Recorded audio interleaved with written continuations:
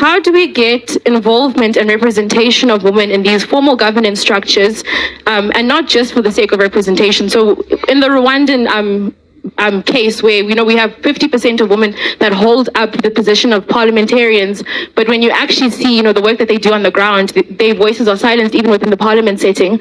So how do we ensure that when women do take up leadership positions, that we do respect their roles as leaders, and how do we involve women not even in formal governance structures but day to day in terms of leadership? Thank you. African women have always been leadership. And no one is doing them a favor when you say women must lead. No one must even try to impress women about leadership. That's why we had Queen Mujaji, the reign queen. So to show you that when we say let's go back to who we are, someone is going to, some person who suffers from patriarchy is going to say, hi, our olden days does not allow women to lead.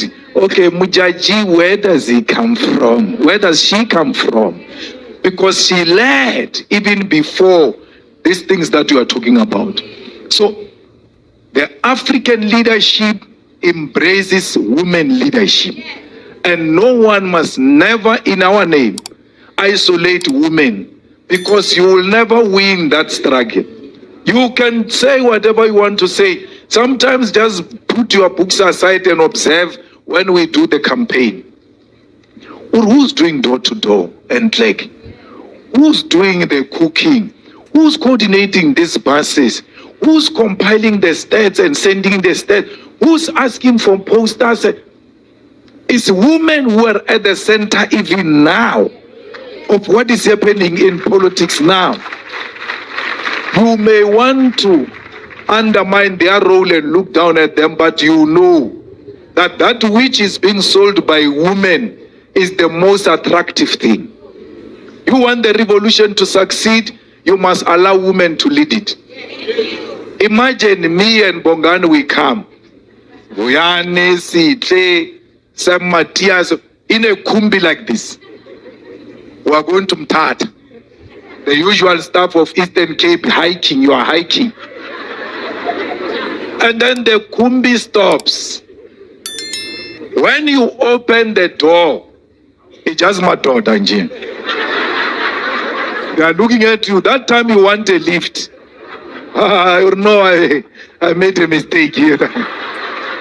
Hey.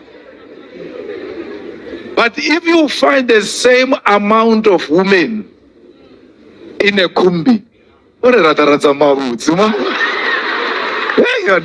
things are proper. You know, there's no problem.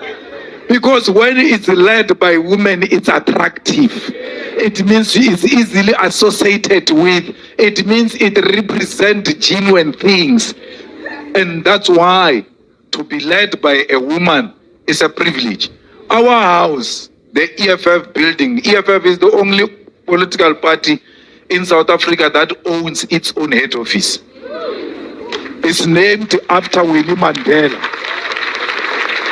It's named after Winnie Mandela. Why? We want Winnie Mandela to multiply. They wanted to suppress that voice.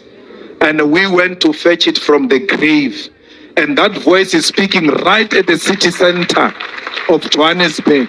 Whether they like it or not, that woman's voice still speaks, because they never wanted to hear that voice. We're still forcing that voice on them because they thought during her death they've defeated her. But we're demonstrating in action that you will never defeat what Winnie Mandela stood for.